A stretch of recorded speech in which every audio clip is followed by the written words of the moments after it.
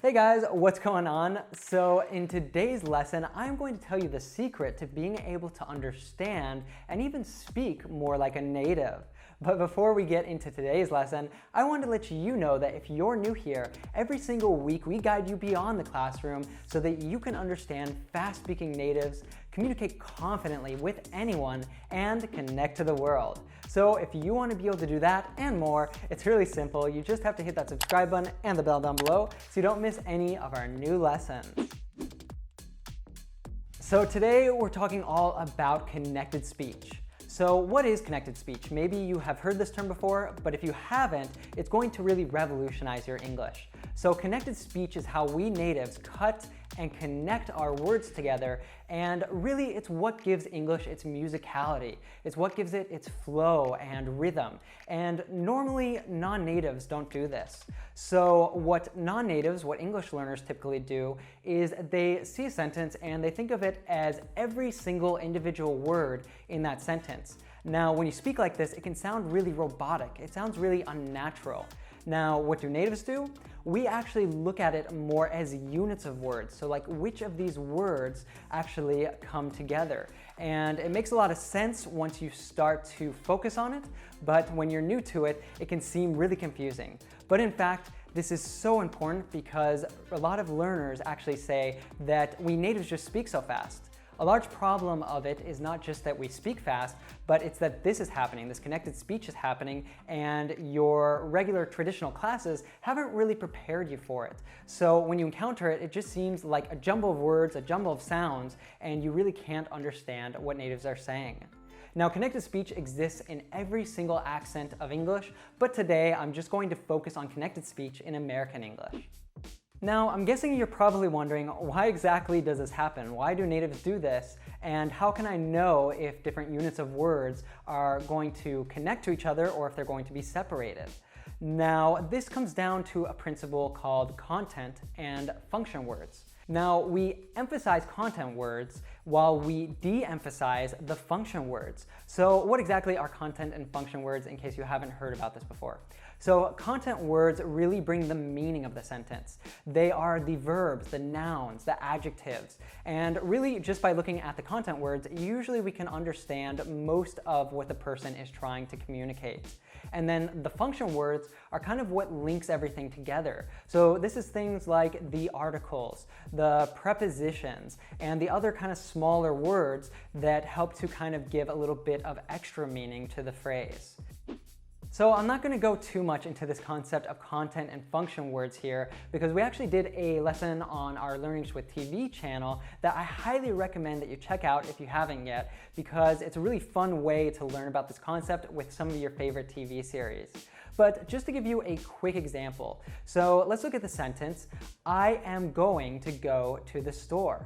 Now that's probably how you might hear an English teacher say it in a really slow way, or how a learner might even say this, because it sounds kind of robotic. It's not how you would actually hear a native say this.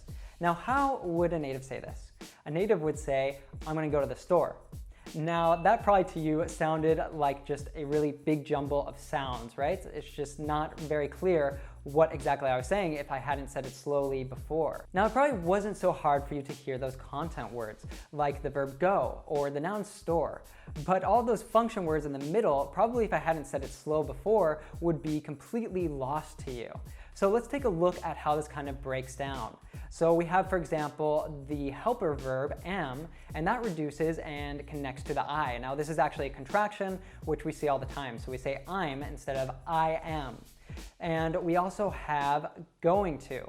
Now you probably have heard before that we reduce going to gonna. Then, as I said, we fully say go and store, but then we reduce the words that go in the middle, to the. Now this is really common, so we would say to the, or if it has a vowel before it, da the. So instead of saying I am going to the store, a native would say I'm going to go to the store. Now, as I said before, if you don't do this, if you don't reduce your function words, then your speech could sound kind of robotic. And that's not necessarily a problem because people can still understand you. So really the most important part of learning connected speech like this is that you're able to understand natives when we use it. Now, if you want to sound more like a native, then of course you can practice this a lot and it will help you a lot to have more of a native accent like that. But as I said, it's not 100% necessary.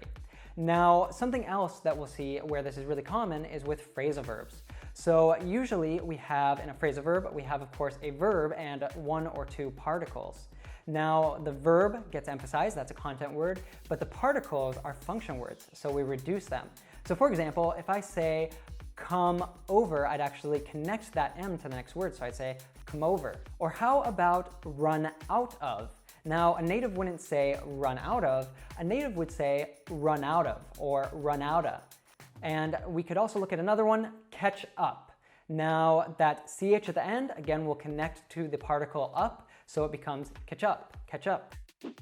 Now, this probably seems kind of confusing up till now, but we're going to actually look at some different principles of connected speech that happen all the time, and just by learning those, they're going to help you a lot in being able to understand natives and to start kind of tweaking your accent. Now, you probably already have noticed in these function words when they're reduced, that schwa sound is really common. And if you don't know it, that schwa is that sound, that's a vowel, that is actually the most common sound in American English. Actually, I think in all accents of English. But before we move on to those principles of connected speech, I wanted to tell you about a really fantastic way for you to learn connected speech and to really make it a part of your own speaking. And that is with our Real Life Native Immersion course. Now, with this course, you will learn with real-life native conversations, and with our PDF Power Lessons, we actually break it down the entire transcript of every conversation and show you every instance of connected speech and how you can start identifying this better. Plus, you also will learn about vocabulary, grammar, pronunciation, and so much more. So you can try that for free with our Power Learning Week. And it's really simple. Just click up here or down in the description below to learn more and sign up for that. And we look forward to seeing you inside.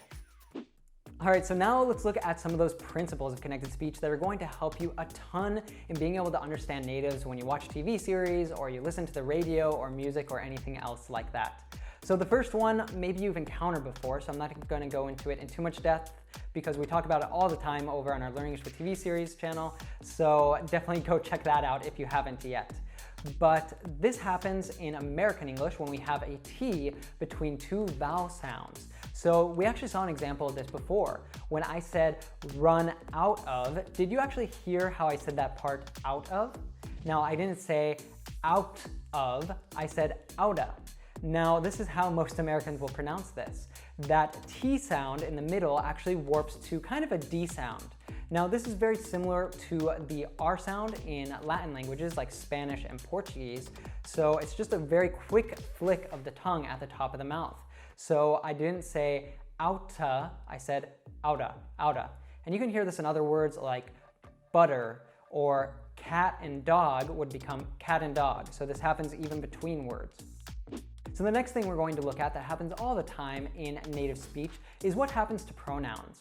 So pronouns that begin with an H, like he, his, or her, we will often drop that H sound and connect it to the preceding word. So for example, if I say, what did he do? I would actually drop that H sound in he and connect it to did. So I wouldn't say, what did he do? I'd say, what did he do?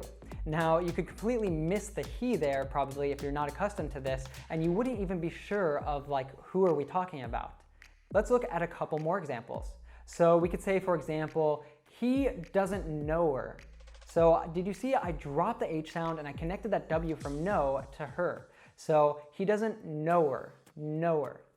We could also say that with his, that what is his problem, for example. So I would say, what is his problem? So we have the American T there happening because the T falls between wa and is, so it becomes what is, and then the S, or actually that Z sound from is, connects to the pronoun. So what is his problem?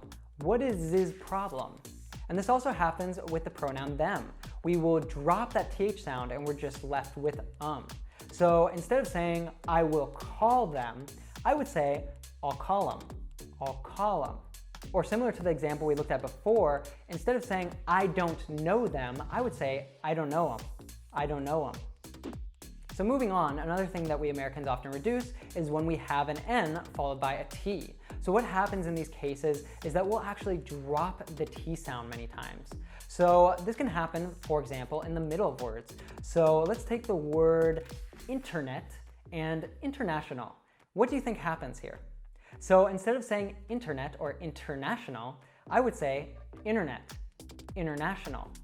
But this doesn't just happen in the middle of words, it can also happen when we have a word ending in NT and the next word begins with a vowel, and you would have to have a content word and a function word here. So for example, the kind of common preposition, if we say that something is in front of something else, we would say in front of, in front of. Let me give you another example. So if I say I went out, I would actually say I went out. And another expression that you might hear in American English is we say, I can't even. Now we say this, for example, when we just can't believe something that happened. So we wouldn't say, I can't even, we'd say, I can't even. And then finally, with the NT, you probably already know that when we have the word not, we contract it often with the verb. So for example, we say does not, doesn't, and has not, hasn't. But we don't actually say doesn't or hasn't. We say doesn't, hasn't. So we drop that T sound once again. So next, we're going to look at the sound of. Now we have this both in the preposition of, and we also have it when the verb have is part of a contraction. So let's take a look first at the preposition of. So this will reduce simply to an sound. That's the schwa sound once again. So for example, if I say the Queen of England, I would reduce that to the Queen of England. We have a popular breakfast in the US that's called cream of wheat, but an American probably would say cream of wheat. Or if, for example, I want to say, I understand your point of view, I wouldn't say point of view, I would say point of view. Now actually there, that's interesting too, because we have that NT that we saw before, so it becomes point of view, not point of view or point of view, but point of view. Now as I mentioned, the same exact thing happens with have when we reduce it and add it to a contraction. So instead of us saying could have, would have, or might have, we'll reduce that simply to the schwa sound again. So I would say coulda, woulda, or mighta. Now did you hear that American T in might? Now when I just say the word might, I say a true T, but because it's might have and we reduce that again, it becomes mighta. So that's that American T once again. Okay, so next we have reductions with Y. Now, this is really common because the word you is often a function word. So we will actually have some sound morphing here. Now, this happens in two cases with two consonants. The first one is when we have a T plus a Y. Now, this becomes a ch sound. And the same thing happens when we have D plus Y, but instead of it being ch, it becomes a J sound, so it's j. Now, I'm not going to give you too many examples here or anything because I recently explained this in another lesson where we talked about school English, what they taught you at school, versus real life English. So I highly recommend you check out that lesson next. Fantastic, so we only have two more, and the next one that we're going to look at is something really funny that happens when we have two consonants together. So what I mean by this is when we have a word that ends in the consonant and the next word begins with the same exact consonant. So let's look at some examples of this to make it clearer. So for example, if I say that a store has cheap prices, now I wouldn't say both of those P's because that's kind of difficult for me to pronounce in my mouth. So this actually makes your speaking a little bit easier because you don't want to get all tripped up by that. You can just drop one of those P sounds. So a native, instead of saying cheap prices, would say cheap prices. So we drop that first P and then we link them together, cheap prices. So let's look at some more examples of this. How about a place that you would go if you have a car? The gas station becomes the gas station. So gas station. And maybe you like reading, so you would join a book club, but a native wouldn't say book club because that's really tricky for our mouths again. We'd say book club, book club. And then finally, I've given you all examples with consonants, but this also happens with vowels. So if, for example, I want to say, we each have a fantastic time learning English, I wouldn't say we each, I'd say weech. Weech have a great time. Weech have a great time. So we're going to look at something else now. The final principle also has to do with when we have a vowel sound, and that is the vowel U, because we get a really strange sound morphing there. So when a word ends in a U sound, and I don't just mean the letter U, I mean the sound U, so that's that oo sound. We will actually often transform it to a W if the following letter, the beginning letter of the next word, is a vowel as well. So for example, if I want to say who is it, say I have someone just knocked on the door and I want to say who is it, I wouldn't say who is it, I would say who is it. So did you hear what happened there? Listen again. Who is it? Now, what happens when we have a U sound followed by another vowel is it becomes a W sound. So it's who whiz it. That's a very strange sound morphing, I know, but it happens all the time in native speech. And as I said, you notice that there, who ends in an O, but it's an oo sound. So say you want to give a friend a compliment and you want to say, you are the best. That's a really great alternative to saying thank you. But you wouldn't say, you are the best. You'd say, you are the best. You are the best. And you could also say, you always do that. Maybe someone does something that really annoys you. So you'd say, you always do that W sound again. All right, so I hope this has given you a little bit of clarity. I hope you've taken notes. And it's really important that you start actually paying attention to this in anything that you watch or listen to. Now, something really great that you can do is when you're watching something, either with subtitles or without, you can actually check yourself. If you didn't understand something, go back and listen again. And this is where the subtitles come in handy. Because say you watched it first without subtitles, you didn't understand something, you go back, you watch again with subtitles. What I want you to do when this happens is actually try to figure out, what didn't I understand here and why was that? Now, was that due to some connected speech? And you can actually take a look at some of the principles that we looked at today and try to figure out what exactly was happening here. Was there some sound morphing? Was a function word here reduced? Now, if you start doing this, you're just going to see huge improvements in your ability to understand your favorite TV series, music, the radio, podcasts, and so much more. And another thing that can be really helpful here is if you have a teacher or the guidance of a native. So one way that you can do this, of course, is by getting a really fantastic coach or teacher, and make sure that it's someone who knows a little bit about how natives actually pronounce things, and that they can kind of coach you in this connected speech, whether you're wanting to actually speak that way or just be able to understand it. And another great way to do this, as I said, is with our Real Life Native Immersion course, because I and Justin and another teacher, Chad, will actually be the ones that are guiding you through the journey of learning English. So I hope you've had a lot of fun today. Thanks so much for joining me, and I'll see you next week. Now it's time to go beyond the classroom and live your English. Aw, yeah. So let's look at some instances of this that you will find all the time. So in school, they probably taught you to say these like Serious Sam. Let's see, got to, want to, have to, going to. However, it's pretty uncommon that you will hear natives speak this way. Most natives will actually speak like my friend, Street Stan. Yeah, man, I'd say like gotta, wanna, gonna, have to. So maybe you already know about those ones.